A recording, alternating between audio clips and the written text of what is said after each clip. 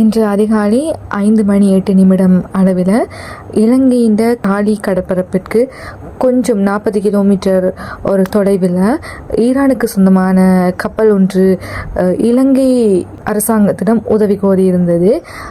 இலங்கையின் கடற்பரப்பு அது சரியா உண்மையான தகவலா என்று உறுதிப்படுத்தி அந்த இடத்திற்கு 2 கப்பல்கள் மற்றும் இலங்கைக்கு சொந்தமான விமானப்படையினுடைய ஹெலிகாப்டருடன் சென்று அங்கு இருந்தவர்களை காப்பாற்றியிருக்கிறார்கள். அதில் மொத்தமாக 180 பேர் பயணித்தார்கள் என்ற மாதிரி குறிப்பிடப்பட்ட நிலையில் 40 பேர் அங்கிருந்து மீட்கப்பட்டிருந்தார்கள். அதுக்கு பிறகு அந்த இடத்துல, அதாவது காலி கடற்பரப்புக்கு 40 கிலோமீட்டர் தள்ளி அந்த ஒரு கடற்பரப்பு இடத்துல உடல்கள் கண்டுபிடிக்கப்பட்டதாக ஒரு செய்தி வெளியாக இருந்தது. இலங்கை பரப்பிலும் சரி மற்ற ஊடகங்களிலும் சரி இது கப்பல் எதற்காக வந்தது, இது ஒரு தாக்குதலுக்கு உட்பட்ட கப்பலா இல்லாட்டி ஒரு பழுதடைந்த கப்பலா என்றதுக்கான விடை கிடைக்கப்பெறவில்லை.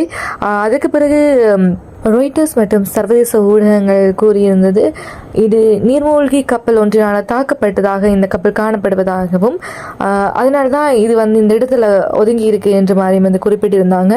அதுக்கு பிறகு சற்று முன் தற்போது ஒரு புதிய தகவல் கிடைத்திருக்கிறது. இந்திய பெருங்கடலில் ஈரான் போர்க்கப்பல் நீர்மூழ்கி கப்பலால் தாக்கி மூழ்கடிக்கப்பட்டதை அமெரிக்க பாதுகாப்பு செயலாளர் பீட் ஹேஷத் உறுதிப்படுத்தியிருக்கிறார்.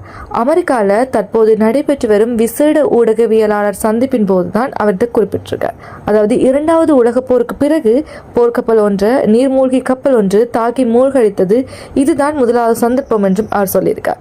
முன்னதாக இலங்கை கடல் எல்லைக்கு அப்பால் நீரில் மூழ்கும் சந்தர்ப்பத்தில் குறித்த கப்பலில் இருந்து 32 பேர் மீட்கப்பட்டு கராப்பட்டிய போதனா வைத்தியசாலையில் அனுமதிக்கப்பட்டுள்ளமையும் குறிப்பிடத்தக்கது.